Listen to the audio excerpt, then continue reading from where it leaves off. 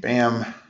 It is recording now, so that way you can all see the live replay and be good to go there. And all right, we'll give it to about 4:07 and then I'll get going. So what I'm going to do today is pretty much just go through week one at a high level, everything that you guys just kind of went through, touch upon really important aspects. Then I'll also go through some of the ads that you guys submitted, and then we'll just kind of do a general live Q&A. I know a lot of you had questions, and so I'll make sure that I get those answered for you guys. So I'm going to kind of hang out for another minute, give everyone the last minute to trickle in here. If someone can just type, how are you guys liking the class so far? And in regards to liking, I mean the content, the service, the delivery, the layout. We're looking for feedback. I want to make this the best course you've ever taken, no comparison. So be honest, keep it real. If something's going good, let us know. If something's shitty, let us know. That we have thick skin over here. So keep it honest. Keep it honest. Let's see here. Pull up my chat box so I can see you guys.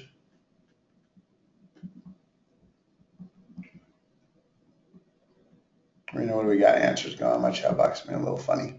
Most of the people are loving it, saying it's great. Good. Someone would like to go faster.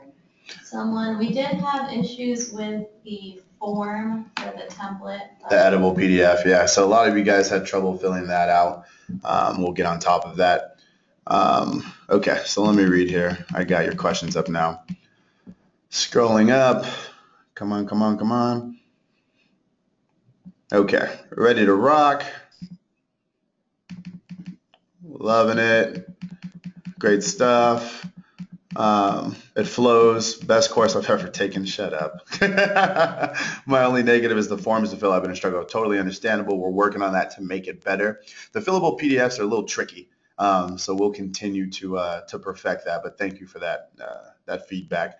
Content is good. Want to go faster. I will comment on that right now. We will not go faster. The next few weeks, there's so much more information. The course naturally progresses. But in regards to unlocking anything faster than what I think it should be, I won't do. But this first lesson is interesting because it's pretty straightforward, and I don't want to call it basic because it's things that you need to pay attention to, but it's hands down the most important. And as I'm going through this, I'll kind of show you guys that. So. Other people are saying the pace is good. Pace is good for them? Okay, cool. But at the same time, so the people who are saying like, yeah, I wish it's faster, during the live Q&A at the end of this, ask questions there, right? Maybe I can address something that maybe, that fits your timeline a little better. So use this time wisely.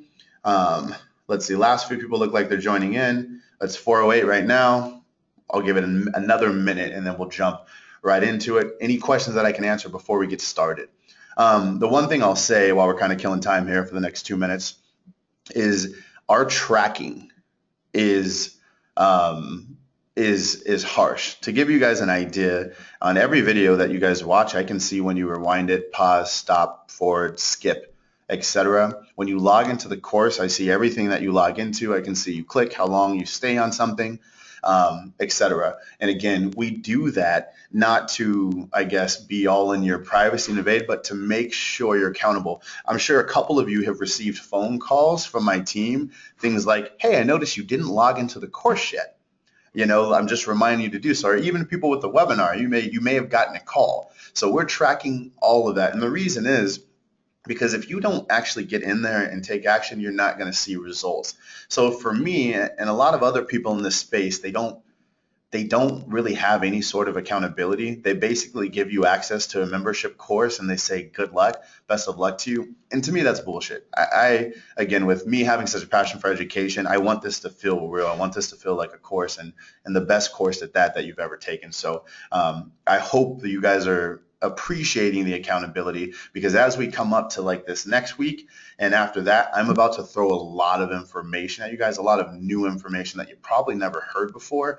So I just want you to enjoy this first week, get comfortable with the support. So when you guys email, askbillyjean@gmail, it creates a support ticket. So I can see how long it takes for you guys to, or for my team to respond to tickets. So make sure you're utilizing that. Our Facebook group, make sure you're asking questions in that. You know, a lot of you are engaged already, but again, all these are resources for your success. So use it. Now we're at 4:10, so we're going to get it going now.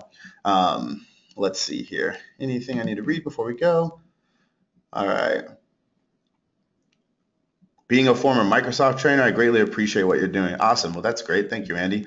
Very appreciative for the accountability. I've taken many marketing courses. This is far the best I've ever done. Thank you, Cam. I appreciate that. It's only going to get better. We're barely hitting the iceberg here. So, okay. So let's rock and roll. First off, congrats on week 1. Yes. Yay. Here we are.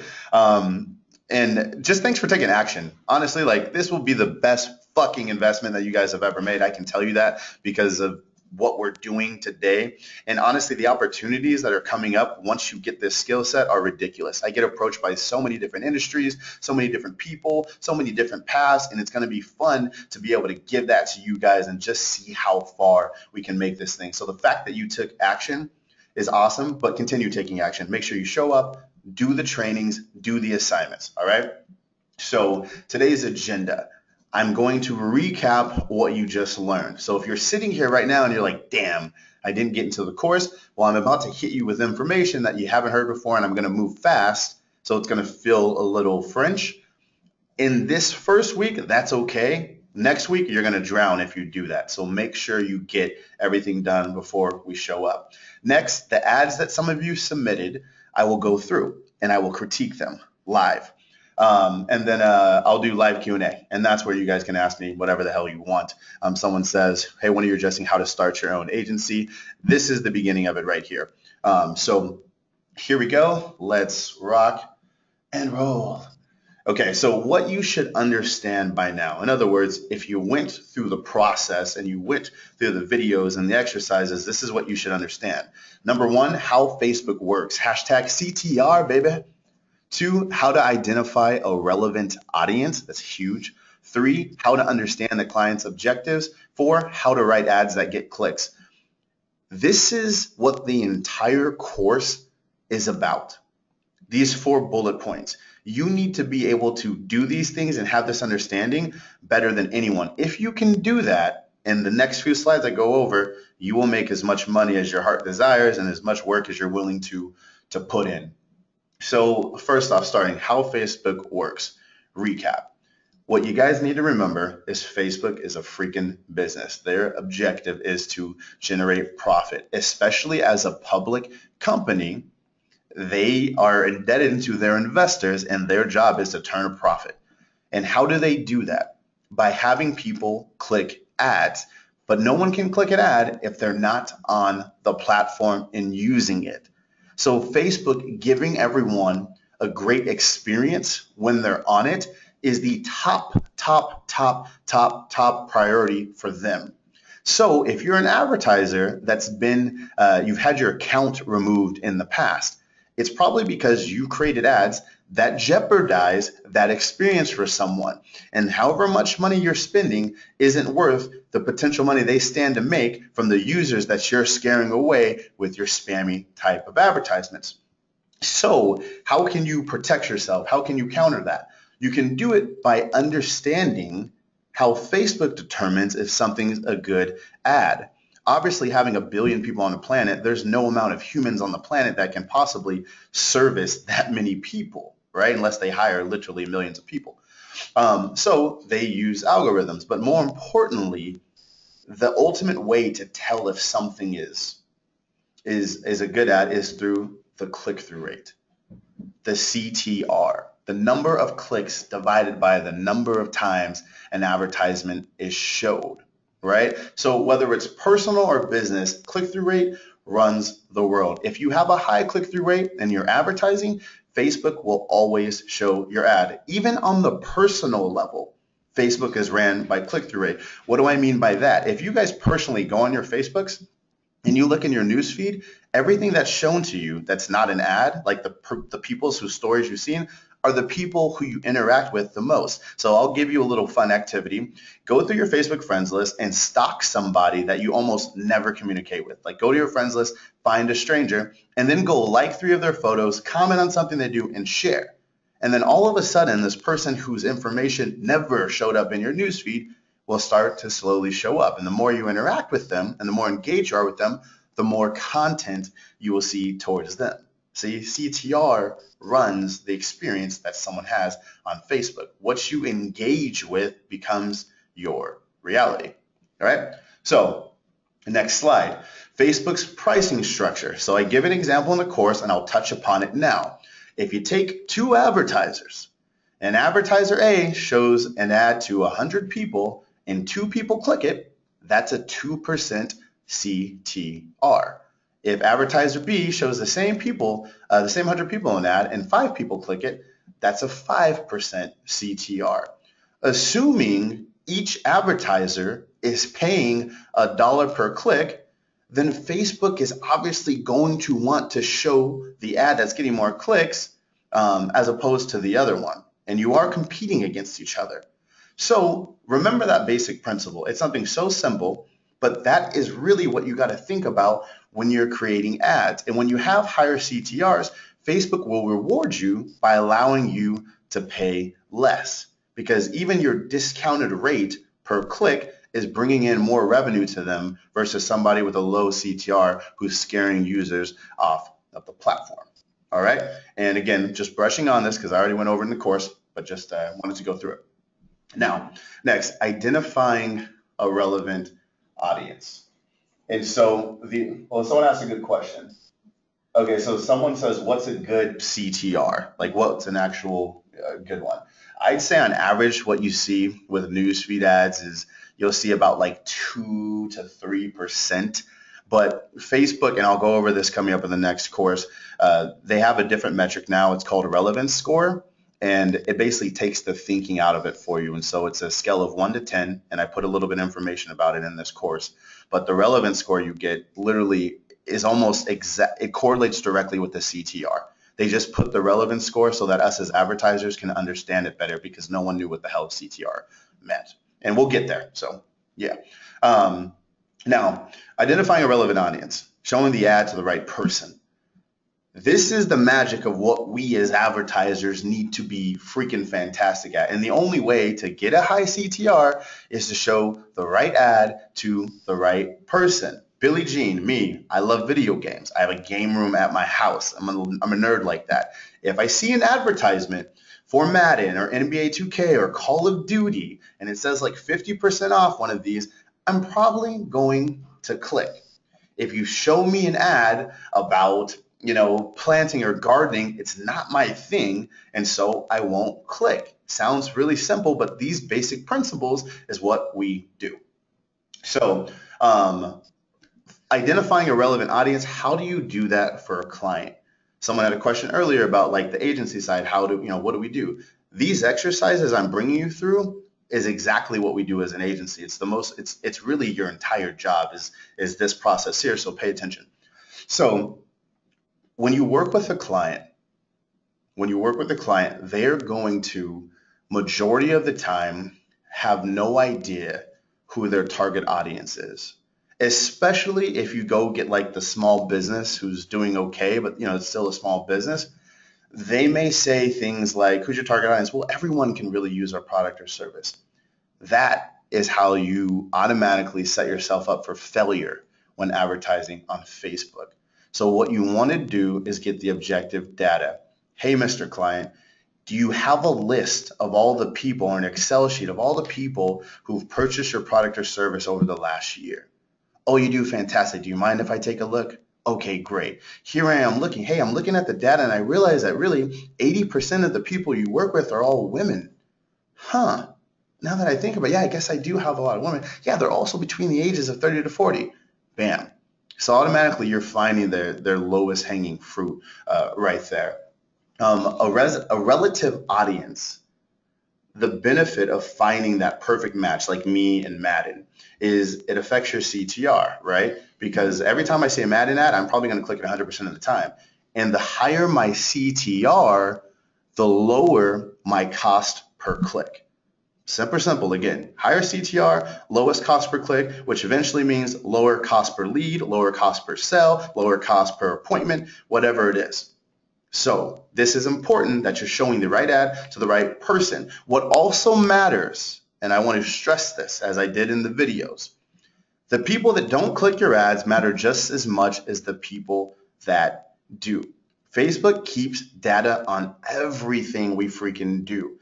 So if you find someone who usually clicks ads, but they just always ignore yours, or even worse, if people hit the X or the little downward arrow and they ask not to see your ads anymore, Facebook notes that.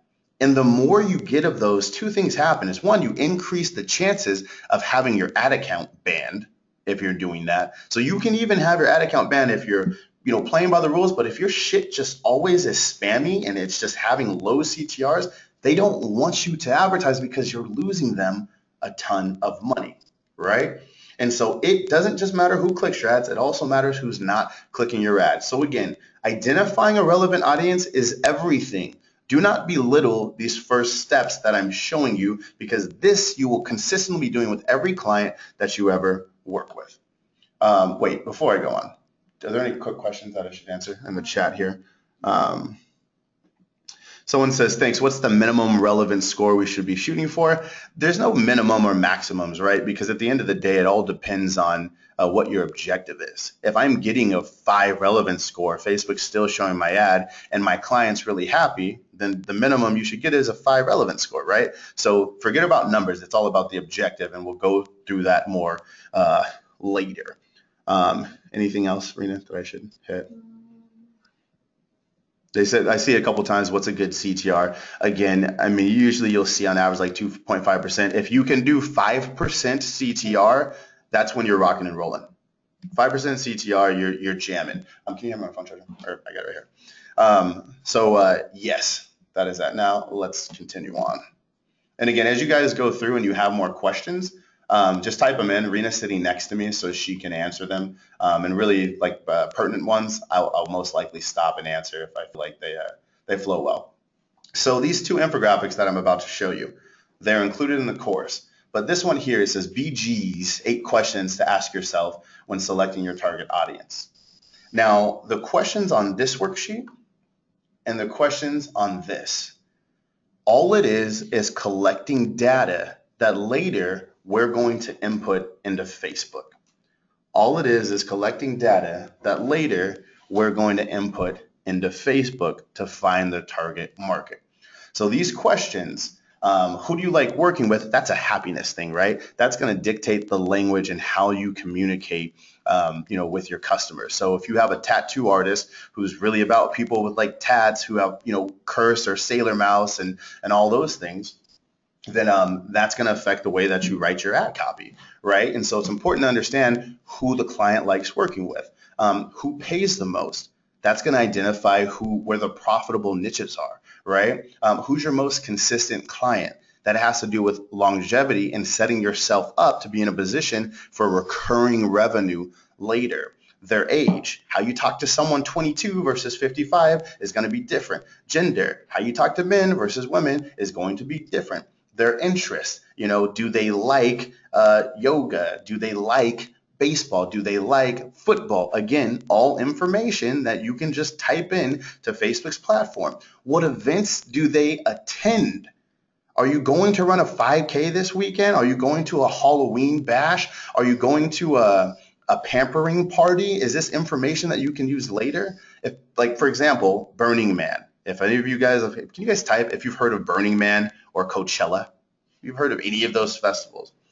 The people who attend these festivals are very, very specific, right? So if someone goes to Burning Man, there's also a good chance that they listen to like that indie music and they probably do drugs. Is that an assumption? Yes. On Facebook, the best thing you can do is stereotype. I'm going to say it again. The best thing you can do when creating Facebook advertisements is to stereotype. One last time. The best thing you can do when it comes to Facebook advertisements is to stereotype and be really racist. It works. It's just it's when you get results. So all is fair when it comes to to stereotyping. If you want to go there, hey, black people like fried chicken, and you want to write an advertisement to black people and you're trying to find them and you go to Kentucky Fried Chicken or Church's Chicken, guess what? You'll probably end up finding some black people. That's what it is. It's not racist. That's how you data mine. That's some real shit. So best thing you can do is stereotype. Just be careful doing this around a client, but at the end of the day, that's what it is. Other questions on here. Distance from you. Distance from you. Super duper duper duper important. If you're dealing with local businesses, usually there is a range at which a client will drive.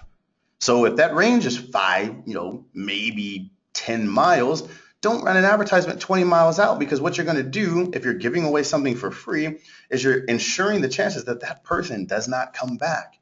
Hey, free yoga session, but I live 20 miles away, but I have it. I'll come out there and use it, but I'm never going to come back because it's too damn far, right? Lastly is income. The people that you're advertising to have to be able to afford what you're selling. Now, there are income filters on Facebook, but they're not always the most accurate, and they don't have income data on everyone. But there's other ways to find out if people have money. How? By stereotyping. So, like rich people, what do? I mean, I don't know.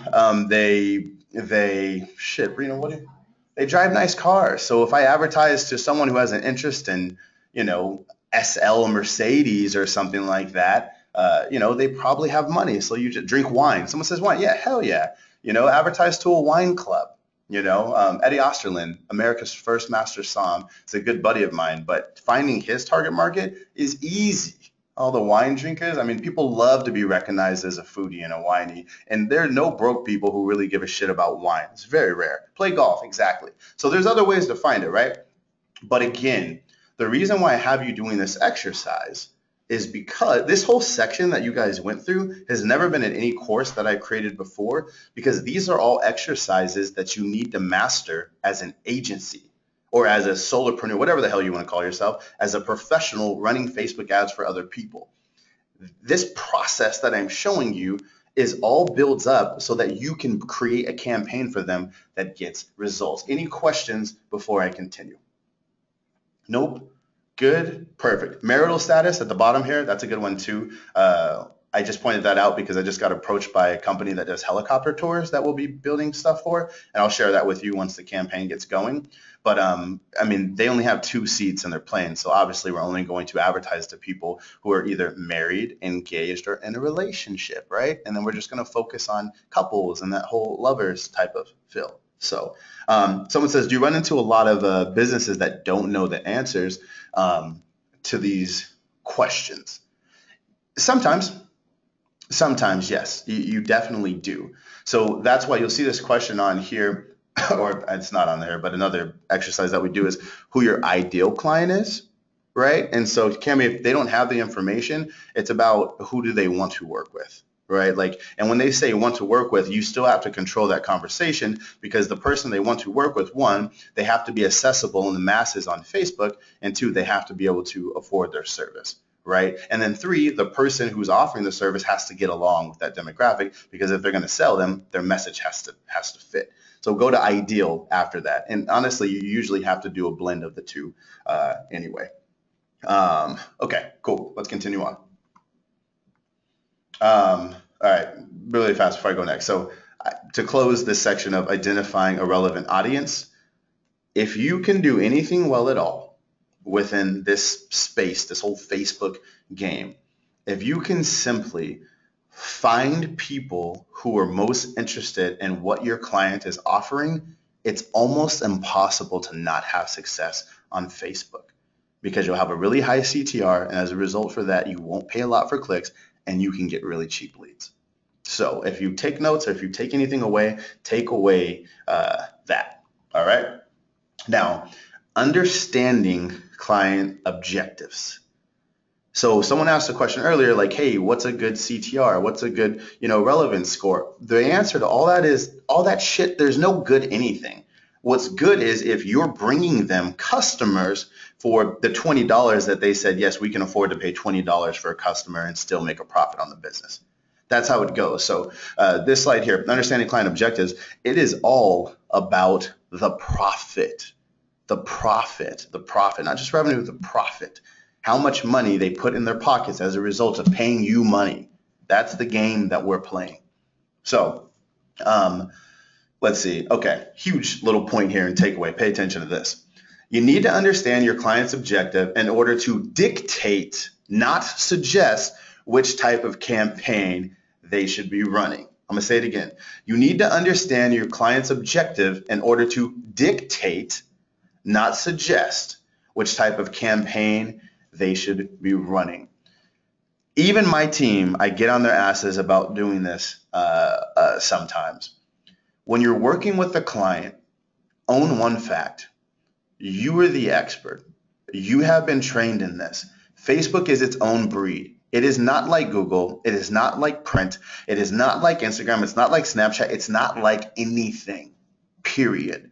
It's not even like social media. It's not even like Facebook regular. This direct response style of Facebook advertising we're doing is its own world.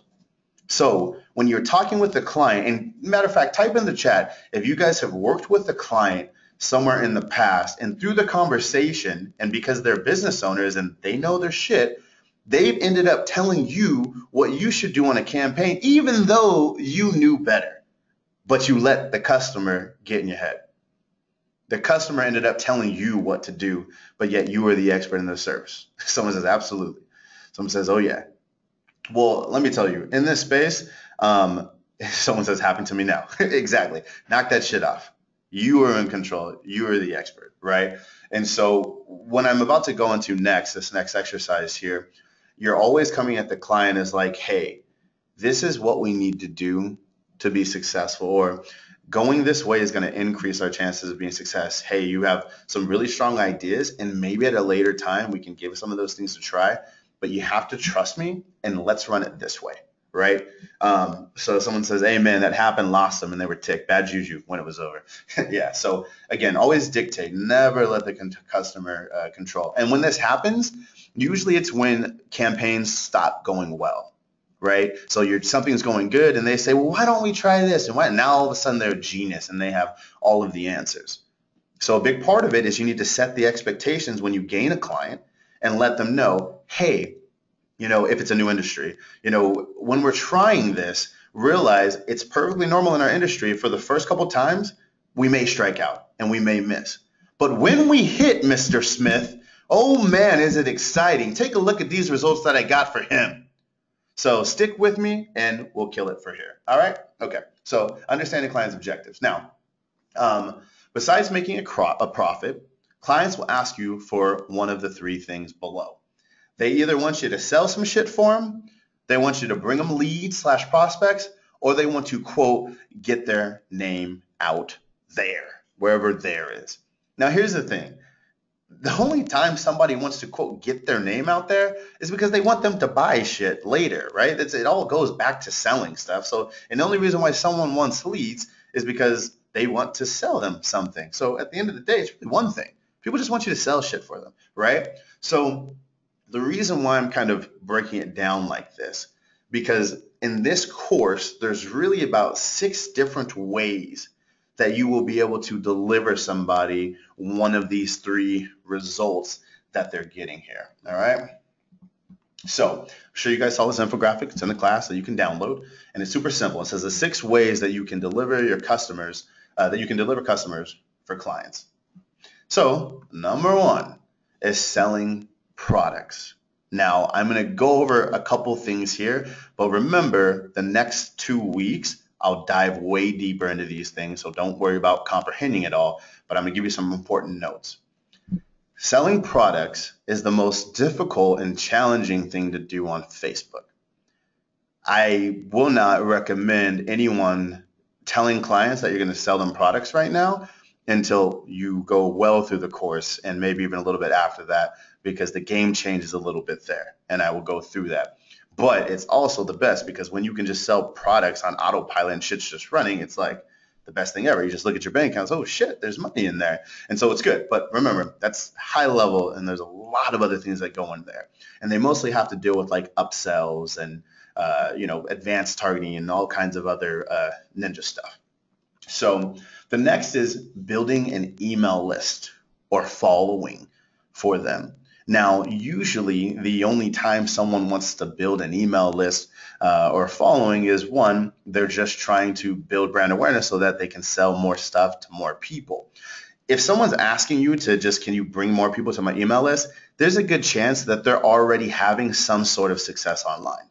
They're probably already selling something online and they're just looking for fuel to the fire. Those are fun clients because they have a better understanding of the newbie who asks a ton of questions. And so that's something that you deliver. And it's also one of the easiest campaigns to build. I'll show you that. And I mean, that's like week 2.5, week 3, you'll be able to do that for someone, no problem. Next are kind of 3 in 1. There's scheduling appointments, there's prospecting, and there's generating inbound calls. But they're all 3 the same thing, basically collecting someone's information so that you can follow up with them. This is the most popular form of campaigns that we will be creating in this course, right? So with scheduling appointments, for example, that's something that I only recommend if you need to sell something on the phone. That's something that I only recommend if you need to sell something on the phone. If not, then you should stay away from that. So for example, I will do scheduling appointments with like real estate agents, right? Loan officers, things that require information and learning about the client and, additional investigation. That's when you should use scheduling appointments. Attorneys, right? Schedule your first consultation. If you hear the word consultation, then in your head you should be saying, okay, the campaign I'm going to build for them is going to have a call to action of scheduling your appointment. Next, prospecting. And what I mean by this is like collecting name, email, and phone number. So like majority of the franchises we work with, that's really what it comes down to is, hey, we're going to get people to want your offer. They're going to give your name, email, and phone number, and then you need to follow up with them. Again, with prospecting, you got to make sure if you're going to build a campaign like that for someone, they got to have someone to follow up. So that's your job to know as the expert when you're dictating to them what to do, which campaign you should recommend. And if they don't have someone to follow up with them, that's when you go in your head, okay, they don't have anyone to follow up, but they need leads. Okay, then I'll just do an inbound phone call campaign. And again, all of this I'm showing you, it's the same process to get the lead, to get the customer. It's just a different call to action. So, and then lastly, signing up for webinars. A trend that you guys will all see, and it's already happening. I've been watching it for the last kind of 4 years unfold, but webinars are becoming more and more popular and people are being hip to them. But majority of people not in our space and our little marketing nerds like we are, they have no idea. But they are so incredibly effective. I mean, case in point, here we are all meeting each other through a webinar, right? Like that's, you guys met me through a webinar, maybe through previous videos, but that's where we spent the most time together is, getting to chat with you kind of like I'm doing now. So again, usually webinars, I only recommend for high ticket items, if you're selling in a group. And again, all these notes and everything, you'll have plenty of over the next 3 weeks. But where I'd like to get you all is as soon as you have a conversation with someone and they've told you about their business for 3 minutes, in your head you can go, oh, okay, well, if I run a campaign like this for you and I give this away, and at the end we have people jump on your calendar, and that would probably cost around blank. Okay, cool. And in 3 minutes, you can literally build someone's entire marketing plan, right? That's what you want to get to. That's where I will take you. So, cool. Understanding client objectives, the 4 factors that dictate which type of campaign you should build for your client. So number 1, level of trust that your client currently has with his or her audience. If no one has heard of you before, if you have no brand awareness, and then you try and sell someone a physical product that they're not familiar with, you are going to have a low conversion rate. Just because people think that shit's shady and weird, and until they know you, they're just not that likely to pull out their credit card over the internet. Now, luckily, each day that passes, people are getting more comfortable with things like that, but you are fighting an uphill battle if someone has some new weird widget and they ask you that no one's ever heard of, and they got 50 likes on their fan page, and they're like, yo, do you think you can sell this product for me? I'll give you 50-50. Run the other way. You don't want to do that shit, I promise you. Number 2, the price of the product. The price of the product or service will also help you figure out which campaign to build. And so again, easy rule of thumb, the higher the price, the more time that you have to spend with someone. The higher price, the more time you have to spend with someone. If you guys have purchased a home or you purchased a car, that shit takes forever, right? Usually the more expensive the price, the more time. However, if I go to the convenience store and I get a Gatorade and it's just sitting there, I mean, I won't even think twice about it, right? So again, if someone's telling you, hey, I got this cool product or service, it's only $4,000, immediately you should go, you're either going one-on-one sales or a webinar. See what I'm saying? So already I knew that just from someone told me the price. Oh yeah, hey, I sell my thing for, it's a $1,400 bike. Okay, I know what I need. Or a really long ass video sales letter, which is difficult to create and takes additional try. I could do an entire course just on those. Next, the time it takes you to explain how you can help them. This is huge and kind of tricky, but something that I've seen make campaigns very difficult on Facebook is when I ask kind of someone what they do, and then 15 minutes later, I'm still kind of sitting there like, shit. So what do you do again? For now, and where you guys are at, if you have a client like that, don't do it. That takes practice because you're going to have to break down what it is they're actually offering. It shows you that they're at a point in their business that they're not even really sure. And to do those usually requires a lot of video, a lot of follow-up, and a lot of explaining. If someone's hitting you with that for the sake of the next 6, 8 weeks and 2, 3 months, I would stay away from those from coming out the get-go. Right? If it's taking too much time. And then as you get better and you can hear someone's really complicated idea and then you can break it down for them in like a minute, that's when you can start to approach those things, right? So, and then lastly, the fourth one, the operation and resources of the client that you're working with. Okay, I touched on this last week and I'll say it again because it's that important. If you bring clients a bunch of leads and you give them name, email, phone number, but they don't have anybody to follow up with these leads in a timely manner, you're wasting your time. If you sell a bunch of physical products, we worked with this paddleboard company one time and we were consistently having to switch up our campaign because they would sell out. So we'd sell like 50 boards in a week and they're like, shit, now we have to switch to pre-sales. So then we were selling boards like 3 months in advance, and that led to a whole bunch of other challenges when people were pissed off because they purchased something and they're waiting 3 months for it, right? And so you need to assess what a client can really handle. And then if they can actually handle it and the resources are there, are they willing to actually do it, right? Then is their staff trained to actually do it well? So everything you're a doctor and a client comes to you and they say, hey, Billie Jean, this is my situation. This is my price point. This is what I currently have to do sales right now. Here's the staff in place. I have this many people who are actually good at it. All of this is information for then you to convert into a campaign. You need to be a machine like that and take all of this stuff in to create the perfect campaign for somebody. Got it? Does that make sense so far? I mean, that was a lot of information I just threw at you in this hump. Let me see if I can answer some questions here. If you guys have something quick that's relevant to this section, or just put yes if you're with me, if you're rocking with me, if I'm making sense, let me know. Someone says you've shown us examples in the fitness realm of prospect types. How does an inbound campaign different? So inbound campaigns, here's how they're different. Instead of asking people to give their name, email, and phone number, you say call now. And I use a service called callrail.com, and you'll get all that later in the next few weeks. But it allows you to track phone numbers, record calls, and everything else. Because again, you need to be able to track your ROI to the client, right? So it's just switching the call to action. David says 6 weeks, enough time to learn how to do this.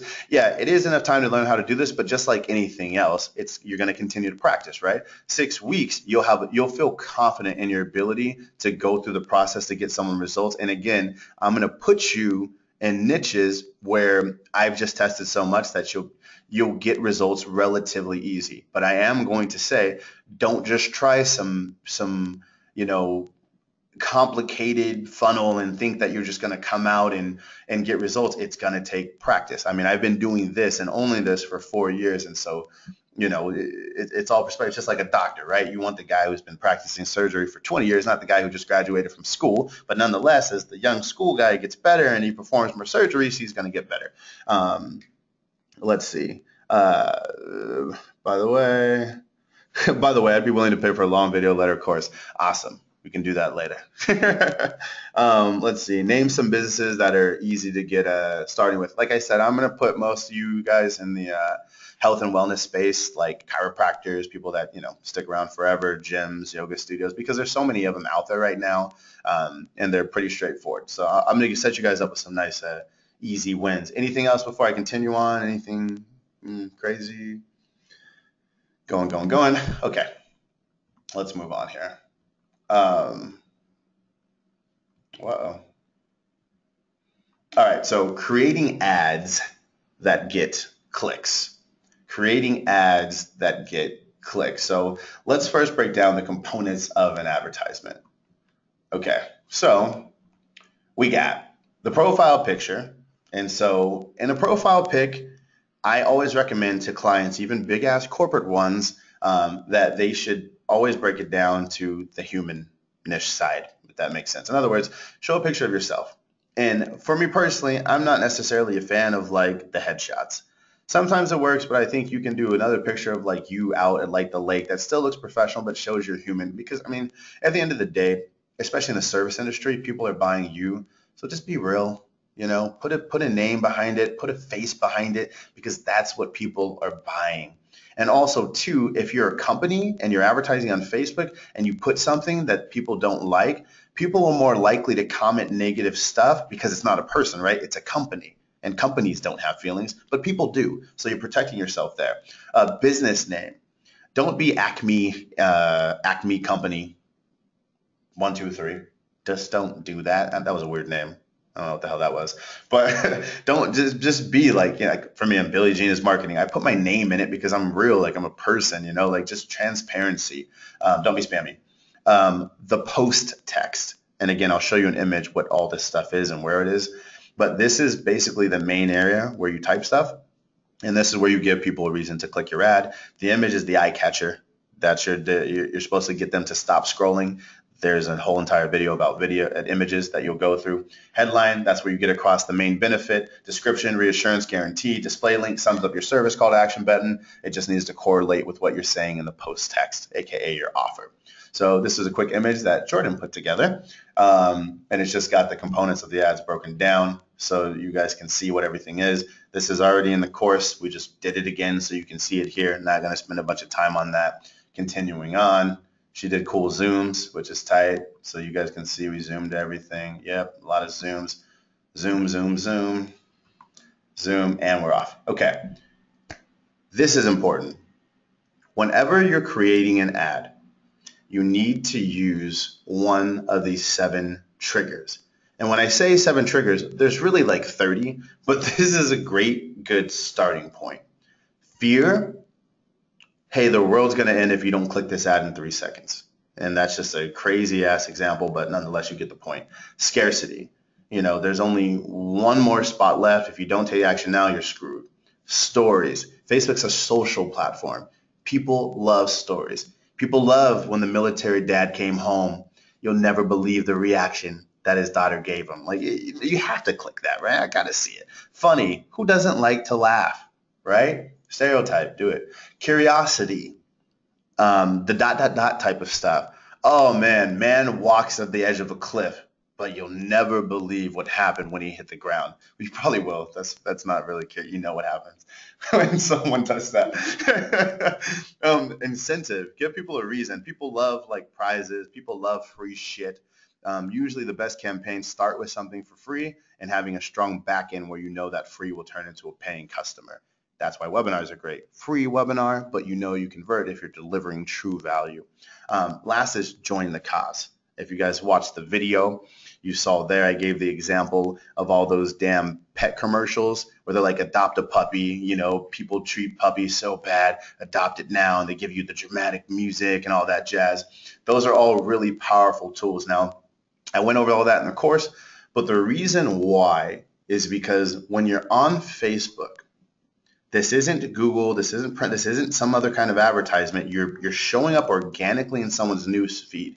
And when you're doing that, you are competing with their best friend who just got married. You're competing with the neighbor who just had a kid. You're competing with that one person who always posts dramatic ass shit on their thing. They're like, why are you putting that on Facebook? That's way too public. Stop doing that.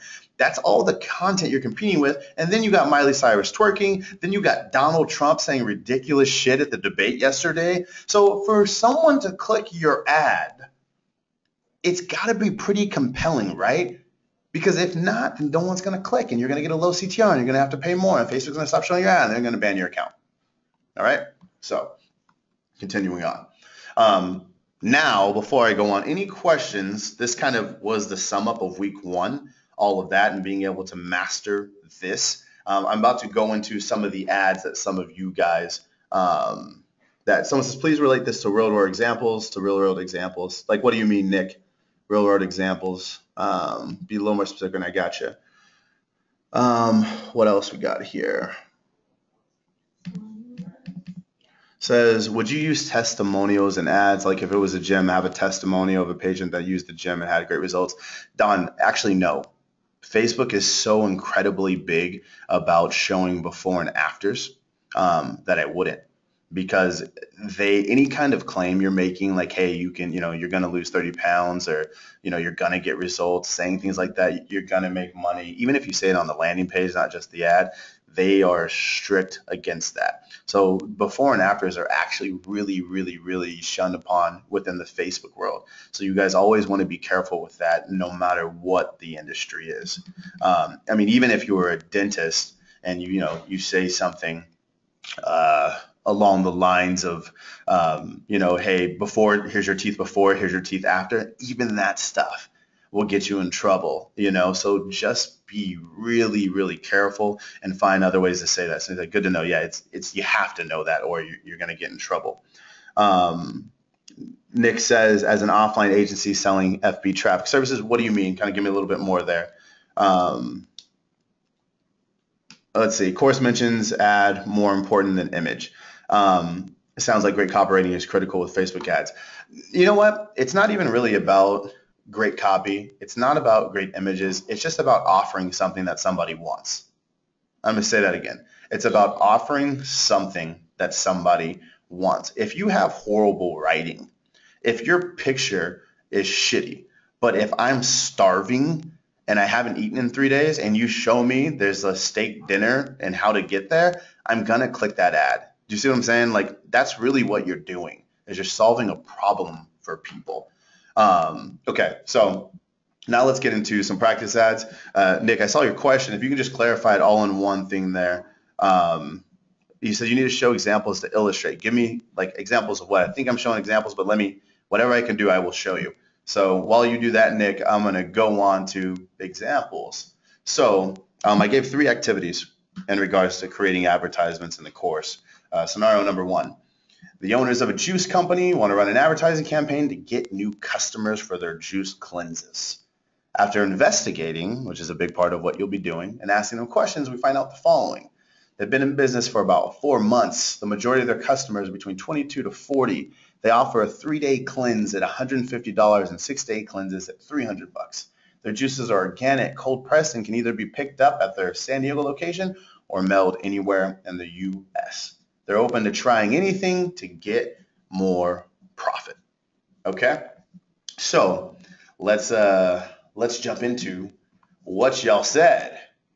So, let me go back before I go on this. Again, I had you guys submit these without the image because the image will come and I don't want people to get carried away in that, right? It's about the offer, the value proposition. So that's why I had you guys submit it without it. I actually had the image portion in there first. I took it out because I thought this was more important for you to get. So it says, grand opening, offer expiring. Finally get rid of those pesky pounds and cleanse your body of toxins. How? Simply drink our organic, cold-pressed, nutritious juice. Special offer ends this week. 6-day cleanse, $250, a $400 value. And then someone wrote a note about what they did to the value, and it says 1 week to a slimmer toxin for you, all at a discount. Our clients rave about the results they're getting with our juice cleanses, etc. For this advertisement here, I would only run something like this if it was a retargeting ad and someone was already familiar with our products. Maybe I'd run this to a group of customers that have already been into my store before. And let me tell you why. With something like juice and a cleanse, which everyone's heard of under the sun, and there's a million. To me, this is just if I'm again scrolling through my news feed on Facebook and I see all my friends hanging out, and then I get something that's really salesy, like this. It says grand opening, offer expiring. Um, I'm just a little turned off. And then I'm looking, and the first thing we're talking about is the money of it. You're going to, right here, if you put this ad, I could probably tell you that your CTR, even if it's targeted well, is going to be about, I'd say, 1.7%. Because this place has only been open for 3 months, meaning they don't have a lot of brand awareness, a lot of trust and credibility hasn't really been built yet, right? And so for here, I'd say stick, like you did a good job of going more towards the benefit here. Well, not even so much. You say how, simply drink our, cleanse your body of toxins. So I'm going to go into something really important here with these ads. You say, finally get rid of those pesky pounds and cleanse your body of toxins. So obviously everyone gets the benefits of losing weight and cleansing your body of toxins, but that's not what people are really purchasing. What they're purchasing is the ability to wake up in the morning and you have your shirt off and you walk by the mirror and you have to walk back because you're like, damn, I kind of look good right now, right? That's what they're buying. They're not really buying the losing the pounds or cleansing your body of toxins. What you really mean is, damn, at 3 o'clock every single day, you know how your body shuts down and you get tired as hell and you run out of energy and you don't want to go out with your friends or do anything social because you're so tired. That's because of all the toxins that you have in your body.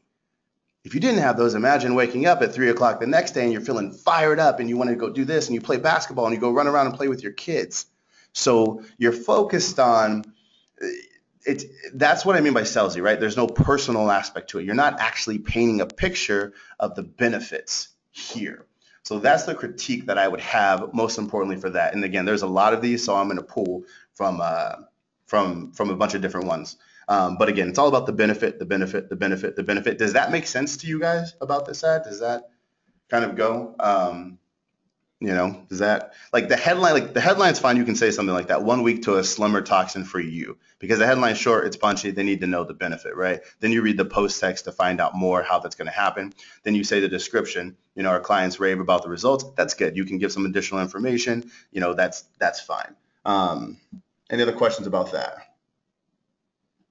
Someone says you don't want the drill, you want the hole. Cool. Continue on. Let's go to the next ad. So this one, and this is someone just leveraged kind of some ads that we ran in the past, but it's good. It says attention San Diego. So the very first thing they did is they called out the area. That helps with your CTR. Why? Because being from San Diego or living in San Diego, automatically your brain is programmed to pay attention to it, right? Because that's where you live. We're giving away 60 coupons for 50% discount on our award-winning 3-day cleanse. So now you're coming from the position of a discount, right? This is an opportunity. I'm not really selling anything. And then it says look and feel great and save $75. So it brings up the monetary value, but it's not an expense. It's a savings. Click here to download your coupon now. See the difference in that? This one's nice. This feels good. And someone says, yeah, that's mine. Good job. Who is that? This is Simon. Good shit. And then it says headline, 3-day juice cleanse, save $75. Limited offer, going with the scarcity that we talked about. Then description, the bonus information that people may or may not care about. Reset your metabolism with our cold organic juice cleanse. Our special blends helps eliminate toxins, harmful clinics, your body helping you prepare for a healthy lifestyle. Great. So difference, right? Instead of saying our special blend helps eliminate toxins and harmful chemicals and being kind of redundant there, I would have stuck with one and then painted the picture. So, our special blends helps eliminate toxins, and as a result, you will blank, blank, blank, and blank. That's what I would have changed there, Simon. Display link, you said healthylifestyle.org. It's a clean URL to the point, because that display link, you can change it to whatever you want, or you could just simply take out the .org and just say healthy lifestyle. Sometimes you'll find that as a benefit, because when people see .anything else, they automatically register like, oh shit, it's going to take me to their website, and that turns off people. So I would probably remove that .org and just say healthy lifestyle, and then the call to action button says download, which is great because it coincides with what he said in the post text. Click here to download your coupon. So you're reinforcing the call to action. So good job on that. Well done. And let's see here. Cool. It says the goal of the ad is to get the click through, not to do all the selling. Yeah, that's actually right, Patrick. Exactly. For the ad, you want to hook them. You want to get them to the next step. And then on the landing page, when we get there in week 3, we'll go into how to convert them from there. So well done with this one. Any other questions before I continue? Good. All good in the neighborhood. All right, cool. Rock and roll. Let's go to the next one. Scenario 2. The owner of a yoga studio wants to run an advertising campaign to get more clients. After investigating and asking them questions, we found out the following. They've been in business for about 5 years. They got a little bit more trust, right? A little more credibility. Name's been out there for a minute. Majority of their customers are women ages to 25 to 40. On average, their customers are paying $100 a month, and they stick around on average for 6 months. Oh, wow. So a customer is really worth about $600 to them. So we can even give them away, free stuff for about $30 and make a nice little margin. Okay, cool. It says they typically convert 30% of people who come in and try a class into members. Damn, so if we can just get people in the door, then almost 1 out of 3 of these people are going to turn, okay, processing. They're open to trying anything to get people in the door. Cool. So I got a flexible client. So really fast before I even go on, did you guys see the extra stuff I added on that? That was me thinking out loud when someone gives me information. That's the process there. Okay, so add free yoga class. Join Denver's top yoga studio for free and experience our top level instructors and state-of-the-art studio, limited time only. Headline, free yoga class at Denver Yoga Zen. The headline's good because it's straightforward and that's exactly what it is. Description. Yoga Zen prides itself on having top yoga trainers in this country, located in downtown Denver since 2010. Come and see for yourself. Display link, Yoga Zen Denver. You did that right. Just boom, took out the website, made it appealing, not so scary. And then on the button, you put sign up. So what's lacking, again, are the benefits. And that's okay because benefits are actually covered in a later week with a different kind of approach. But there's no benefits in it at all. And so what I mean by that is top yoga studio for free and experience our top level instructors. Like, what does that really mean, top level instructors? Like, does that mean I have to pay them more because they're quote unquote top level? Like, what do I get from top level? Like, what's the true benefit of that? I don't know. So I just want to know more. Like, what's my additional hook? Like, that's not the best studio. And then also things, and this is my personal bias, state-of-the-art studio. To me, it just sounds like kind of same shit. I feel like everybody says they have a state-of-the-art studio. And in this case, if we were doing images, you really can show off the studio in there. But again, stay away from anything that sounds traditional, especially when it comes to getting a higher click-through rate. So not bad. I mean, it goes through, but it's kind of bland. So I mean, you're not going to get a ton of hype from it. So I would have added more benefits. Someone says, "What's in it for me?" They kind of address it when they say free yoga class, but again, I would have went into more benefits of what that free yoga session is going to do for them. What's up? I like the word limited. Yeah, limited time offer. The other thing that I would have said is yeah, it's just one free class. But so overall, we'll move on to the next. It's pretty straightforward. This one. So we have a long one here. You ready? Looking for a yoga studio near you. Confused by all the choices, or worse, frustrated by the lack of choice? Before you pull out all of your hair, reach for that Advil, know that it doesn't have to be so hard. It comes down to only 5 considerations and but a few probing questions.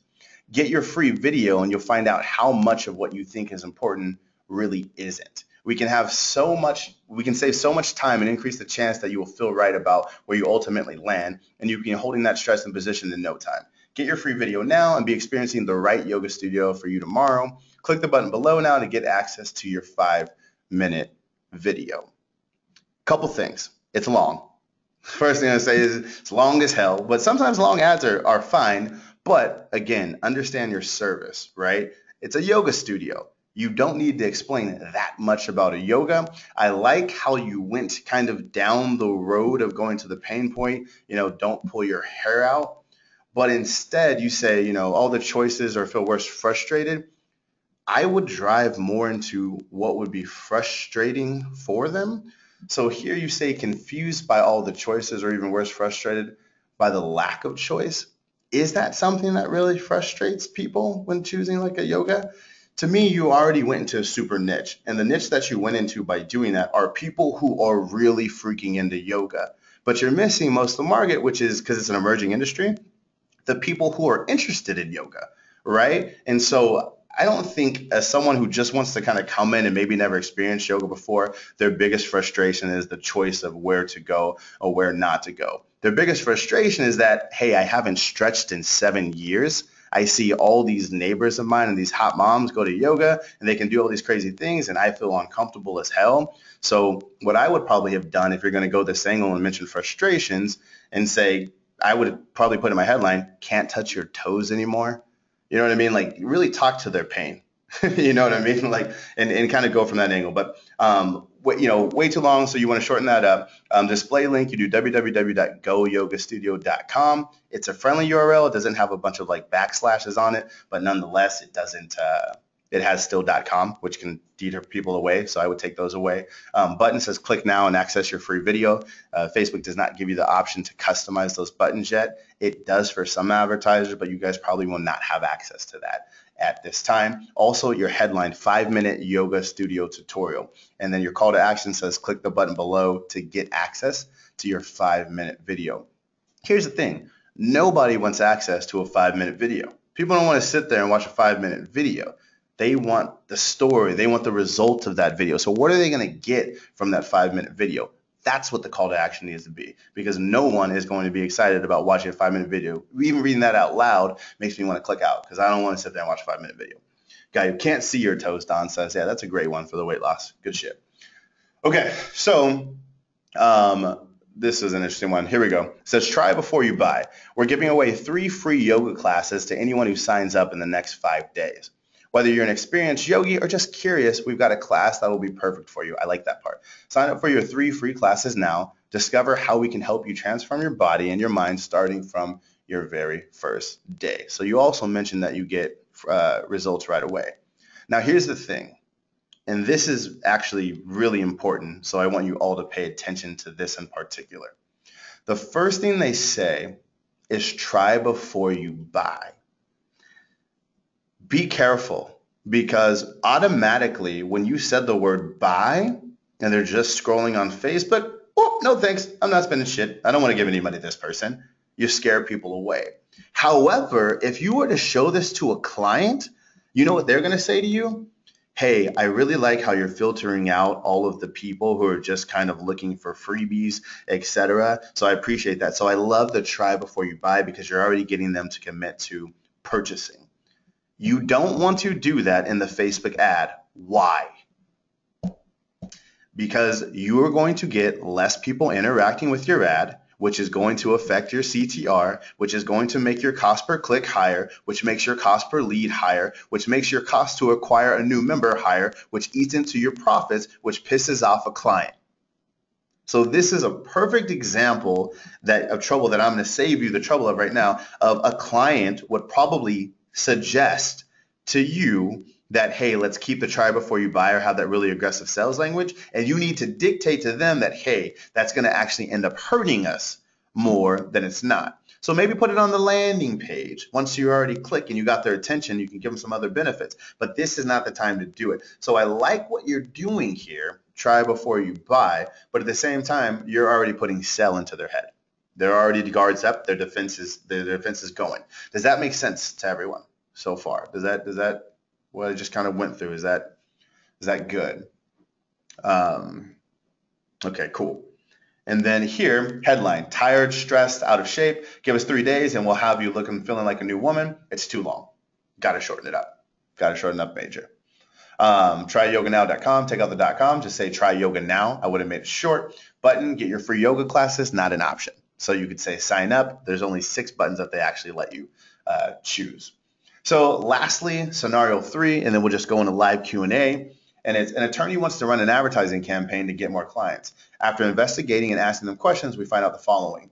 He's been in business for about 12 years. He specializes in child custody. Majority of his clients are men ages 20 to 40, and on average, his clients are paying $5,000 per case. Typically, 80% of the people who have a consultation with him become clients. Now, that's a high-ass number. 80% of the people who talk with them become clients. If you can just simply get people to want to talk to him and schedule a consultation, and his average pop is $5,000, if you can get him to schedule appointments for $100, this guy's going to make a lot of money, right? It's going to make a lot of money. So first ad, child attorney. It says child custody specialist, preserving the bond between father and child. And so this one was fun. Someone submitted one with an image, so I thought let's put it in here as a little sneak peek to the next couple of weeks. But I actually like this image here.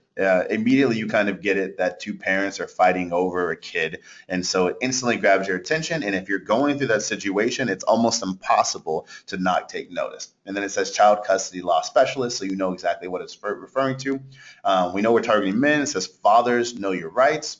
Our goal, we win your child custody case, or you don't pay us a cent. So you kind of bring up the cash there, but it's more in the form of a guarantee, which is really powerful in some cases. And then the call to action is learn more. And then fathersknowyourrights.com. Now, here's the thing.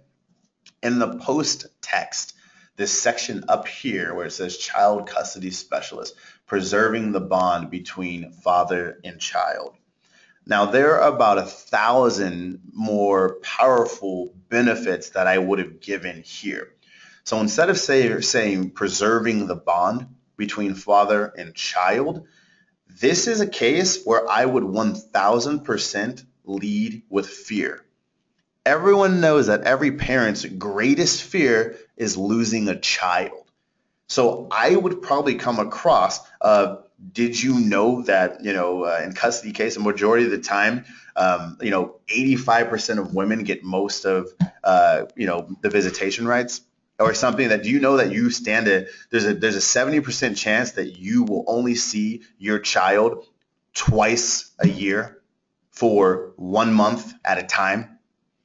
Do you see what I'm saying? Like, oh shit, you have my attention now. I don't want to lose my child 85% of the time. So this is your opportunity to use one of those triggers to really hook them in. Nothing compels like fear. Nothing. I mean, when you scare someone into something, especially about their kid, I wouldn't even go a different direction. So here I would 1,000,000,000% focus there. Again, you did a good job with the images and even the headline. It says, Father, know your rights. But what's the real kind of benefit of knowing your rights? You know what I mean? I would have just went with something kind of more intimidating there. Father, you might be fucked. I would not say that. That was a bad joke. But Father, you may be in trouble of losing your kid forever. You know what I mean? Like I would say something along those lines of just kind of make them a wake-up call and really jab at them. Any questions kind of about this ad? Anything? Good. Also, too, the page is coming from says child attorney. I would have put a name. Billie Jean, child attorney specialist. Again, yeah. And then for the profile picture, it is an attorney, so you do want to know that they're professional and credible, so the headshot's not all that bad in there. Anything else? Cool. Next ad, get a free $300 consultation on separation, divorce, or child custody issues. Same kind of problem here. Nobody really wants a consultation. You want answers to the questions that you don't know. So I would probably put something for this ad, if this is the angle you want to go for, get a consultation of listing off a lot of questions that they probably don't know the answers to.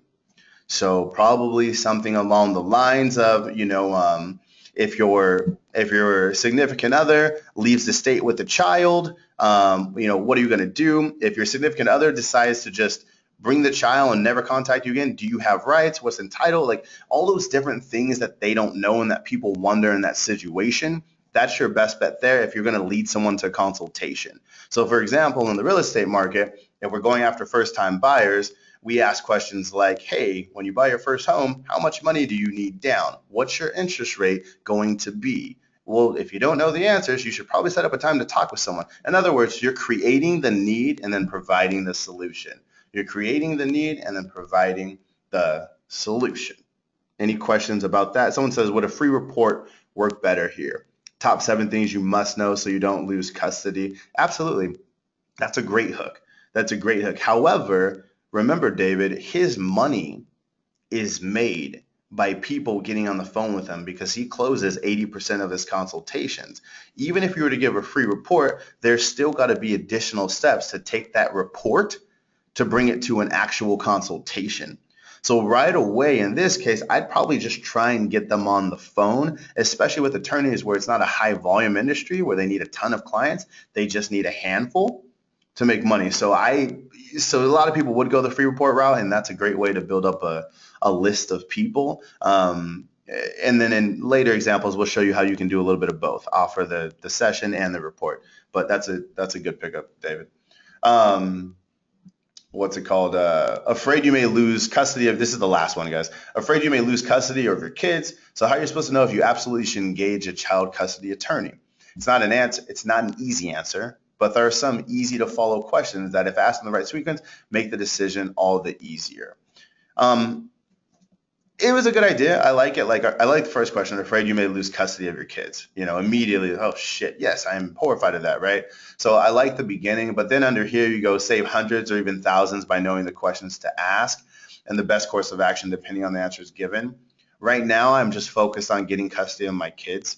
Then usually price won't really be a factor of that. So this is not a case where I would leverage cash when you're already started using fear. They're almost conflicting with each other. So I would stick to the fear base there and move forward. And then it says headline easy attorney, even a newbie can do it. I don't know if that was meant for this ad, almost like easy attorney, even a newbie can do it. I don't see the correlation, so I'm a little confused on that. Download your free report and save thousands. Again, that's not the benefit. I don't want to save thousands. I want my kid, right? And so again, know your audience and know your client's objectives. In this case, the client's objective is to get custody of their kids, not to save thousands. Plus, you don't want to lead for something like that with money saving when you may be eating up all your margin. Lastly, in the display link, you say, for my kids' sake attorney.com. I would have just left it simple and just put for my kids' sake. That's kind of cool. Button, and then the button, you can't say click now. They give you options, but click now is not one of them. So, and then obviously the all caps that you put in there, Facebook would reject that. They don't allow you to do stuff like that. But I don't know if that was intentional or not, or just when you were typing and messing with the PDF or whatever it may be.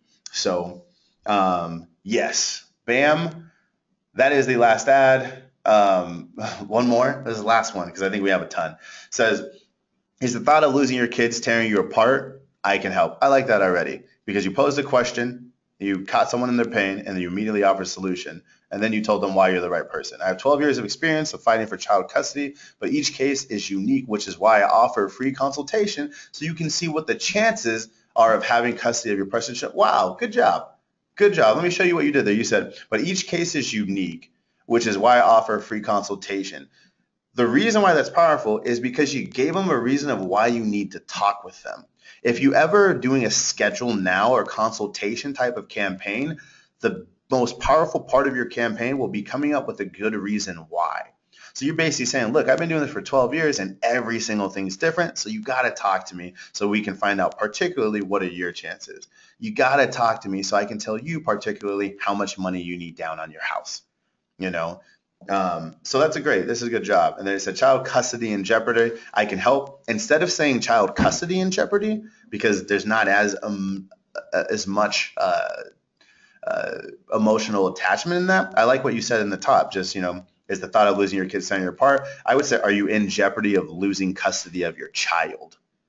It paints a little bit more picture. It hurts a little bit more. I can help. After your consultation, if you feel you have a case, my firm has the experience and know how to fight for you, so we'll keep your kids. Don't say if we feel you have a case. it just sounds kind of negative, and like maybe someone may say in their own head, oh shit, I don't have a case, it's not even worth talking to them. I'd give them more reasons of why they need to schedule this consultation now. So not only is every situation unique, but depending on your history with your significant other and previous email communications that I can review for you, then we can decide that. You see what I'm saying? I gave another benefit as opposed to gave them a reason to bounce. And then good job with the display link, free child custody consultation. Yeah, that's pretty good. Who did this one? Are you in here? Speak now or forever hold your peace. Herschel says, will we get feedback like this on the ads we submitted? The answer is we cannot go through every ad, and so I had the campaign managers go through and pick these because they were similar to some other ones that may have submitted. But no, to go through every one isn't, unfortunately, realistic, something that we cannot do. But through live Q&A, which is right now, I'll do my best to try and address more questions for you guys. And Paul says, can you give good examples of how you would have structured all of these ads? And the answer is yes. Those are be included in the course of good examples. I do a whole section on good and bad ads, so you'll get plenty of examples from me. Says Billy, are we going to get sample ads about using the 7 customer triggers the right way to get the best CTR? Now remember, Alfred, the best CTR is all a matter of just offering the right thing to the right person at the right time. And so that's stuff. But you guys will get a lot of sample ads as we go through this course and work together. You're going to see a lot of my stuff because for me, my teaching style is just to show you shit we've already done, stuff that's proven out. So you'll see a lot. So if you're wondering for more examples and all that good stuff, you'll be fine there. Don't worry about that. And the reason why I'm not giving you any now, because I don't want you guys just out there just copying everything that I do, because then you won't learn, right? So I hold that back a little bit. Let's see. I have 3 prospects that are dentists. Can you give some guidance of some home run campaigns to get started with?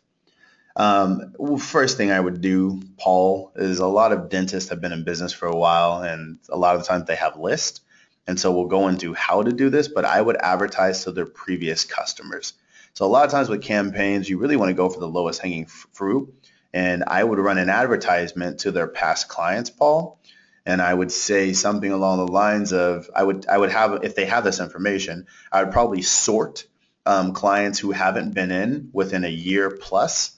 And then I would upload those into Facebook using their email addresses. And I would say, hey, it's been almost a year since you've come and see us. Does your smile look like this right now? And have a picture of some jacked up teeth and say, come in for a cleaning. Give us a call now. Yeah, that was off the top. See how fast I did that, guys? 4 years, and that shit was hot. What other questions you guys got?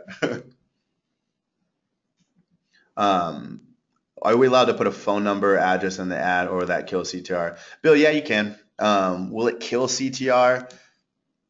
It'll affect it if someone just calls instead of clicks or takes action.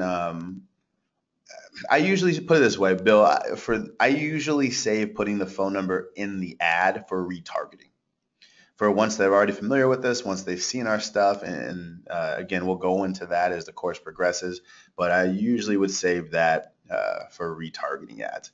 If it's cold traffic, never heard of us before, chances are they won't call anyway. So you might as well get them to click. And once they click, you can collect their information, market to them later, do retargeting ads, and a lot of other things. Would you recommend a maximum length to post text and description sections? No, I wouldn't. The text, the description, yes, because there is a length, period. They only let you type so much, and Facebook will automatically populate that. But post text, as much as you need to, right? Sometimes there's some really long posts on Facebook, but if the writing's engaging and speaking to the right audience, then okay. So I don't want anyone to think there's any kind of magic text length that gets someone. Use as much space as you need to convince someone to click your ad. That's the answer. And I know it almost sounds like broad, but no, that's the true story. Is that's what you need to focus on. Someone says, can you give an example of an ad that can be used to generate leads for a men's clinic that prevents treatment for erectile dysfunction?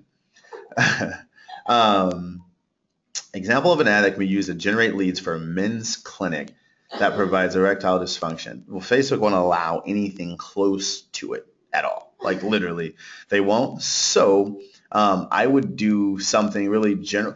Here's the thing. Once men hit a certain age, most of them are dealing with some sort of erectile dysfunction. So I would build up an email list of just people who fit the demographic and the psychograph of someone. So I would say like rich old, white guys who are in their 50s. So I would target people who have an active lifestyle and they play golf and they drink wine. And so they probably have a little bit of cash.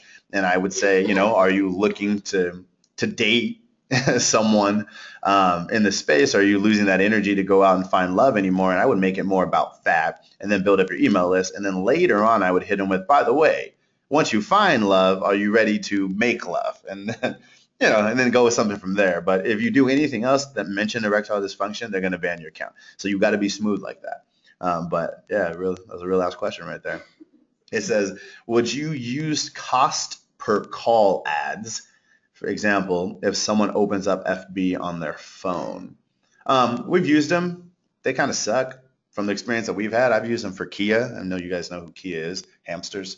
I'm not a huge fan of them, Carl, to be honest with you. That doesn't mean anything. I haven't tested them a ton within the agency, but I'm not really crazy about them. A lot of people as consumers are going away from the phone right now. So when you're putting a phone number out there, you got to give someone a serious reason to call. It's got to be good for them to call. Phil says, I'm serious. Yeah, I know. Simon says, I may need that. People are making jokes out here. Any other questions, guys? Anything you want me to answer specifically? Will you be giving us case studies we can quote when pitching prospects? Yeah, I'll give you guys case studies, kind of generally speaking. Again, it's a fine line, and we'll address that. I won't be giving anything until people complete the course, and so you're looking at week 6 there, and I'll go into that more, Bill. But we'll give you ammo to get you going. Derek, going to meet with a previous client and approach him about Facebook. Not really sure what to do other than bring the relevance form. There's nothing to do right now. I would say, you can start planting the seed right now about how like, hey, I have some really exciting things that Facebook's coming up, and I'm super excited to have you. I can't wait to show you what we can do. But again, I mean, you may find out as you go through the course that you don't even want to work in that industry, and you may want to go a different direction. So at this point, there's so much more to learn. I mean, we're literally just scratching the surface here. And so this Sunday, when everything else is unleashed, and okay, so coming up into this next lesson here, everything is about like actual Facebook. So right now, this is all kind of like the planning before you even touch Facebook. So this next section I'm about to unlock is Facebook and going through it. So I'm giving you a heads up in advance. You're going to have to rewatch some videos, especially when using like Facebook's business manager and how to do things. And the best advice I can give you guys is to practice making ads in Facebook, even if they're just fake, just to get comfortable in the platform. Because here's the thing I can promise you. Facebook is constantly changing. Put it this is one thing I can promise you too. By the time you watch the videos coming up this Sunday, in the time the class is over, Facebook will change where something is in the video. That's how much they change. However, all the same functionality is there. It's just in a different place sometimes. So what that means is don't get comfortable and remember how to create ads by going to certain places. Really understand what you're doing. And so this whole next section is really taught with my webcam and me on the mic and me explaining exactly how to do everything and the main functions of what you need to know. And especially for the sake of this course, I go over the important stuff. I'm not going to overwhelm you with data. I'm going to tell you what you need to know to start getting results for clients and how to go about that accordingly. All righty. Any other questions, guys, girls, women, men, soldiers? How important is our own Facebook presence? Well, Bill, I have a total of 1 post on my Facebook fan page. So It is important though. Like we're gonna make a big push. I told you guys we're kind of doing this whole TV show thing, so you're gonna see us really get into the social side. It's a whole different ball game. In order for you to be successful and to grow an agency and to get clients, it is not important because I did it. It's not gonna. How about this? It's important, and I do recommend doing it. It's not going to prohibit you. It is not going to prohibit you because I'm going to show you how to make videos and deliver value to the point where they don't even care about that because they're focused on what you presented to them. Um, Paul says, for dentists, is a free teeth whitening giveaway something to test? Hell yeah. Heck yes. 100% it is. Be careful because I can already tell you your dentist, especially when they're used to making X amount of dollars, you need to make sure you're targeting quality people who can afford more services and make sure there's a clear path to upsell. So for example, if you're giving away a free whitening, well, the only way you should do that is if you know in their office that 50% of whitenings turn into braces as an example, but you know what I mean? Like something, there's a higher ticket involved. You have to understand the metrics from top to bottom. Do my clients need business manager accounts or just me? Just you, Jeff. You'll build accounts on their behalf, and that's business manager. A lot of people aren't using yet. We even took a while to switch over to it as an agency, so that'll all be covered. Good question. Do you have a great CTR ad for promoting our own agency in Facebook to get clients? To be honest with you, that's a good question. For the clients or for promoting your own business and getting clients, your CTR, well, my personal CTRs, they're not fantastic. I'll probably be in like the 2% range. However, I also understand that I can pay $50 to talk to someone on the phone and I can close 1 out of 4, even though I close way higher than that, and pay $200 to acquire a client because I know at least they'll be paying, 1,000, 5,000, 10, whatever money it is. So, it doesn't really matter. So, I'll teach you how to kind of price accordingly. Billy, will all the other sections be on Thursday at the same time? Thursday at the same time. What is Billy? What does that mean? The live trainings. Oh, the live trainings. No, they won't, but this next week they will. This next week they will. So we will do Thursday again at 4. It seems to be what everyone's kind of best time is. And Paul says part 2 unlocked on Thursday, September 17th. That's wrong, Paul. It's Sunday, and it shouldn't say that, but it does. So that is wrong. The next section is unlocked on Sunday, and so you guys know for the next weekend you can prep. Thursday live Q&A. Sunday things will be unlocked. Do you recommend cold emailing owners and CEOs for our FB ad services? I recommend creating a video and getting in front of them, and we'll go over that too. Once you have this skill set, we'll go all over the strategies to get clients. Hey, let me tell you guys all this. This is a good question and a good point. Finding clients and getting them to agree to work with you will be the easy part. I'm telling you, I have that shit down. That is what I'm excellent. I am the best at that. And I'll teach you strategies that will get you there. Don't worry about that. Worry about getting really good at this process that I just showed you. The ability to create a campaign on the spot like we just did for the dentist. That's your magic. You can do that. I'll show you how to technically execute it and you'll be good to go. So worry about mastering that. Have you ever used AdExpresso to help optimize campaigns? No, I haven't, but I am familiar with it. Most of our optimization, Paul, all lies within the offer, changing our offer and switching it up. Let's see. I want to be the second best. You can do that. No. Rena says no. She's got you. Demographic question. Do you ever use tower data for targeting demographics? Super easy to use. Upload customer list and it produces a demographic chart. No, not really. Sounds like it could be interesting. Shoot us an email and we'll check it out. He says, well, hell. You mean hell to you. Sorry. Any other questions? Yeah, Rena's really good. She'll kick you guys' butts at campaigns. Any other questions for me? Ask them now or forever hold that peace. Don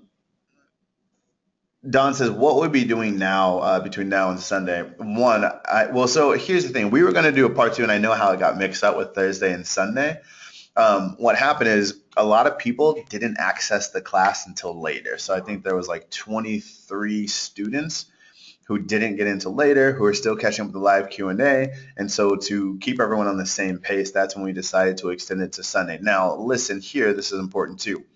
After this kind of first forgiving week, now you guys have seen the process, you sat with the live Q&A, you've seen the learning platform, you know my team, and we're here to support. We're going on a strict schedule. We're unlocking everything on a strict schedule, and that's what it is. So no more bullshit, no getting behind. Make this a priority. Do not get behind. Is it possible to release the info on Sunday earlier on the East Coast? Yeah, Herschel, we can do that for you. Sure. Probably jump the gun, but who owns individual ad accounts and CC? Probably jumping the gun, but who owns the individual ad accounts and credit card charges? Me or my clients? Jeff, you can do that a couple ways. On my agency right now, we own it, but that's because Facebook was different when I started collecting their credit card information. So to build up an account that was spending a lot and to get more attention from the reps, I had it all coming from one individual account. I don't recommend that though. Have it come through the client's account. And I'll show you guys how to set that up. When adding interest, do you add as many as you can or do you be selective? We'll go into more of that. I don't want to confuse people with all of that good stuff in this next week here Sunday. I have a prospect that will sign up with me if I can help them get their FB account back. Don't promise that ever. It says the current manager is holding their local FB business account hostage and won't release the page admin rights back to the owner. How can I get this resolved? Phil, no idea, bro. I said you can call him, but here's the thing. When it comes to getting accounts back, and even me, like clients ask me all the time, I cannot get your account back if it's banned. I can barely get my account back the 3 times things have happened, and I'm in really good standing with them, and it's a pain in the ass. So my job is to make sure you play by the rules so it doesn't happen, right? Cami, so we'll charge management fee and have clients pay FB directly. Yes, Cami, that's exactly right. So that way, and I'll show you guys the exact processing that I use to charge monthly that you'll like. Paul says, what, Uncle Billy can't work magic? For Facebook, that is one that shits on me. No, I can't. Billy Jean and team, I must go and say goodnight to my kids. All right, Jeff, man, thanks for coming to hang out and excited to have you. All you guys are really cool from when I've talked to you and the team's talked to you. Everyone's really excited about our crew. So thanks for hanging out with us. Do you ever ask the client to run promoted posts instead of ads? First of all, I don't ask the client anything. We tell them what to do. I can't stress how important that is, or a client will make your business hell. You'll never be able to manage your time. But there's a certain way that we go about boosting posts that I'll teach you later, way later. But most of the time we do direct Facebook advertising and do not do a lot of promoted posts. What happened that your account got banned? I mean, honestly, nothing. It was done in error, which happens sometimes, unfortunately. So I just had to message a bunch of people and make some calls and, do some prayers, throw some Hail Marys. Last question. If you're running Facebook cold traffic for dentists, you didn't love the teeth whitening, what would another option be? Well, Paul, I'd have to learn more about the dentistry industry and find out more. So what you need to do, Paul, is you need to assess their services. And again, this is more like a week 6 thing after you guys got this all. But you need to assess their services. In other words, you need to understand where they make their money. Certain services, their margins are way higher than others. You need to understand what's quick and easy for them to do because time is their biggest asset in the dentist space. And you need to say, okay, let's give that away for free, but only if you know that X percentage will, convert into this kind of paying. So you need to understand their services more to put that together. Will you be going over all kinds of other ads, PPE, I'll be going over your basic CPM and CPC ads for this course. That's all you'll need to know at this point. I have a disaster restoration client that wants to market in other ways besides SEO and reputation. Since they have big tickets but no repeat sales, would they be a good candidate for Facebook? I have to talk with the owner about this next week. Tell me more about disaster restoration. So is this specifically for after people get hit by a tsunami or something and then they come in and fix it? I don't really know much about the industry, Cami, so you'd have to tell me a little bit more for me to be more helpful. Anybody else got anything? I got another 10 minutes here. She says, yes, water, fire damage to their homes. Well, Cami, what's difficult? Okay. So the first thing I would ask, is this like a client that has a can they help multiple cities and states out? Is this across the country? Um, it would be good for Facebook because it's a high ticket. However, there's almost it's very difficult to target who the hell needs that service. As a result of that, your click-through rate is never going to be that high. You're going to have a problem showing your ad when you want. You're going to pay an arm and a leg to get the click. But nonetheless, if you can find someone, you'll be good. Honestly, Cami, we call that they have a presence in 3 communities. This is what I would do, and I wouldn't recommend it like off the top of my head, but if you had to do it, who knows? I would only target by zip codes. I would throw a blanket out there in those 3 communities, and I would say, I would ask a really direct question.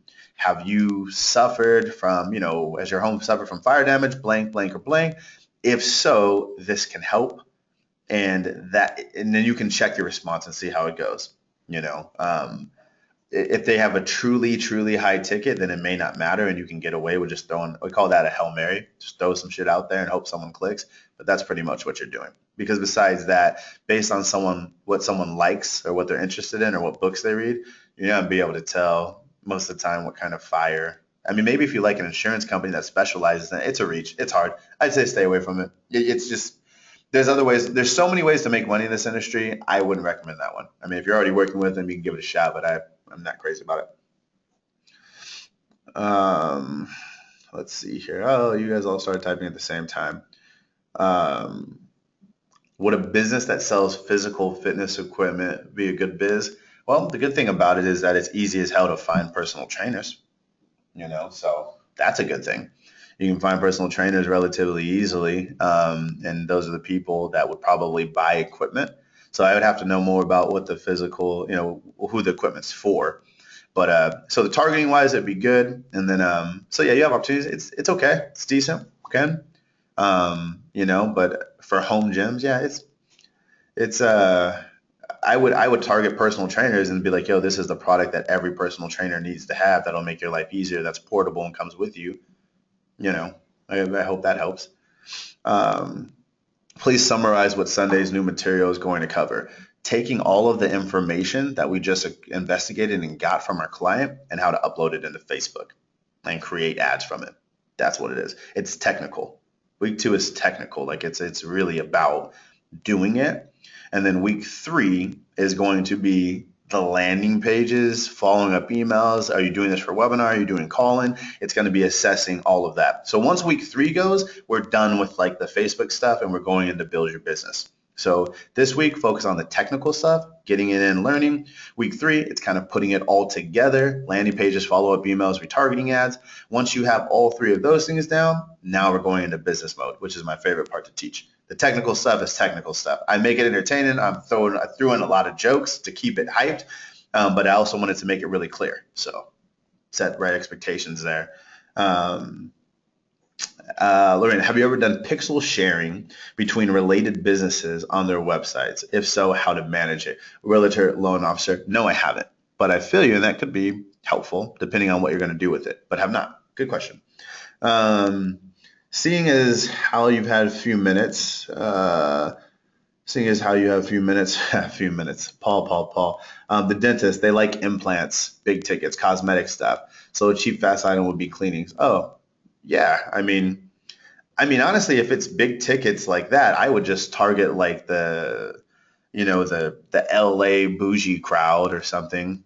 People who are really into cosmetic type of stuff, and I would really go into the psychograph of them. So what movies do they watch? What books do they read? What clubs and organizations are they a part of more than anything? And I would just advertise the service. The service is a hook enough. Like, people love fake teeth. Like, yo, are you uncomfortable with your smile? Do you do closed my smiles in all your pictures because you don't like the way you look? Harp on the pain there, Paul, and just go directly for the jugular on that. That's what I'd say. Cami, so we'll actually be building FB ad and follow-up funnels for clients. Yeah, Cami, that's what you're going to be a pro at, is that.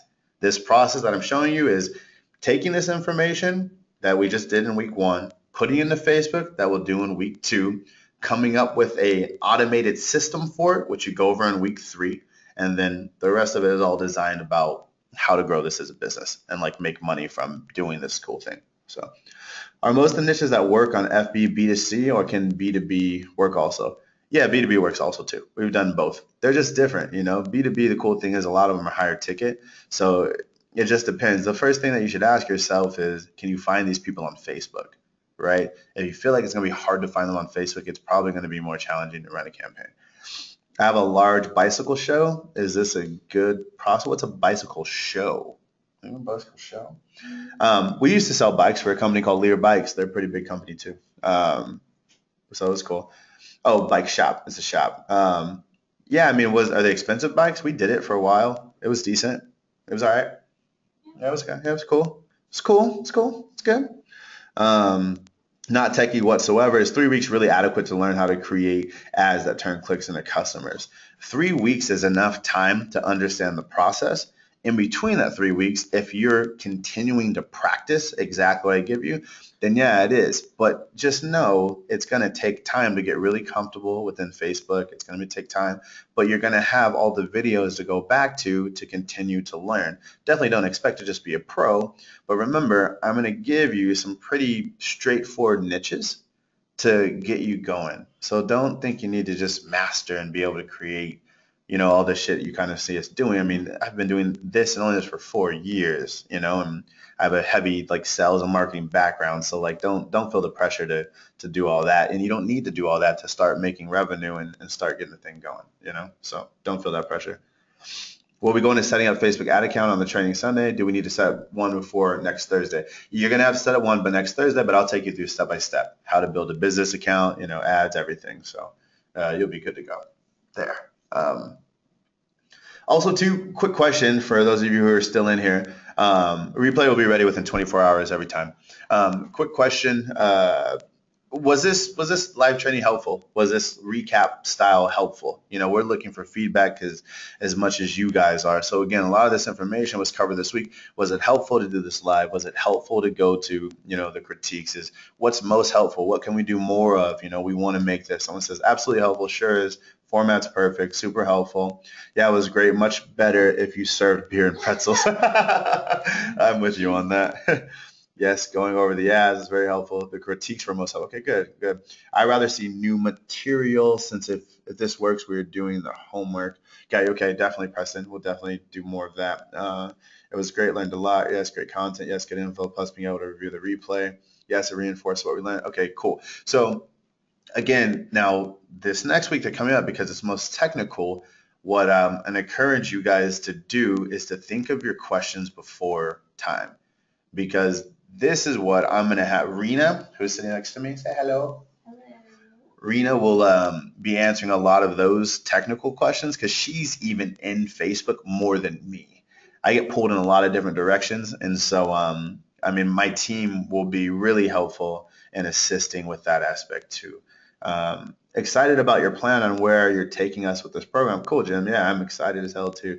Got to ask, let's see. Paul, the billboard. That was ask Rena. She's talking shit. That's what that was. I was just making fun of him. Bill Shore, I think the recap video. I think the recap could be a video as a set part of the course, then going over more details a bit deeper and examples within the topics on the world. That's great, Bill. And yeah, I like that a lot. It's just having like a recap video with kind of similar to this. So what we're going to build our solution to that, because that's a good point, was just having, our live Q&A here. So you'll see this within week 1 now, being able to access it later. But there'll definitely be, you're right, we can definitely add some cool, that's a good call. So we'll work on that. That's a process right there, but nonetheless, it's a good call. Structuring ads would like best ad examples. What do you mean, Ken? Give more examples of good ads? 100%. That comes later. Anything else? Anything else, peoples? Insights more useful than the recap. Oh, I lost someone. Really enjoying your stuff. They're cool. I'm glad. Let's see here.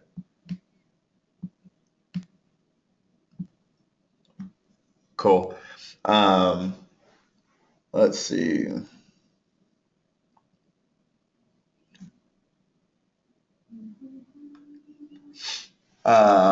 Paul, it's cool to test. I'd have to look at it closer and see it all together. I will go over some more ads in week 2. So again, live Q&A next week is going to be a lot of technical stuff, but we'll also revisit creating more ads with the images, because I go into images and what you should be using for that and give some really good resources. I also go into like these infographics and stuff that you see that they're designed. I tell you exactly how we create those, our resources that we use. If I told you how much I paid for these, you wouldn't believe it, but I think it was like $40 for 8. Something stupid, but anyways, just knowing where to shop. Last question. I'll take one more, or I'm out like a fat kid playing dodgeball. Stereotype, be racist. Hey, I had class today. Yep, I'm gonna stereotype and be racist. That's all I learned. Anything cool. All right, well, be cool, but don't freeze. Thanks for hanging out with us. Sunday, we'll unlock the next week. It's technical. Be ready. And yeah, excited to have all of you. Thanks for the opportunity. I'm out. Rena's out. I'm out. We're out of here. And hitting stop on this.